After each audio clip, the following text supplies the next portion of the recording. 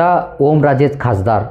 धाराशिवच्या राजकारणातील शिवसेनेच्या बालेकिल्ल्याला भगदाड पाडण्याचा प्रयत्न जरी होत असले तरी पुन्हा एकदा धाराशिव लोकसभा खासदारपदी ओमराजे निंबाळकरच प्रचंड बहुमताने निवडून येणार हे मात्र तितकेच नक्की असल्याची जनतेतून चर्चा कायम चालू असते आणि त्याला कारणही तसेच आहे.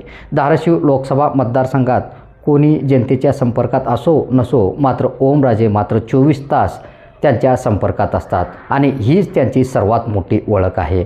नागरिकांचे कसलीही समस्या असो ते त्यांच्या अधिदापत्याखाली असो किंवा नसो तरीही मदतीला धावून येणारा खासदार म्हणजेच ओमराजे निंबाळकर. नवयुगामध्ये प्रेरणा, स्फूर्ती, जिज्ञासा, प्रामाणिकपणा दैवत ठेवण्याची क्षमता असणारी व्यक्ती म्हणजेच निंबाळकर अशी त्यांची ख्याती आहे. हिंदू हृदय सम्राट स्वर्गीय बाळासाहेब ठाकरे यांनी जनसामान्यांना न्याय मिळवून देण्यासाठी शिवसेना पक्षाची स्थापना केली.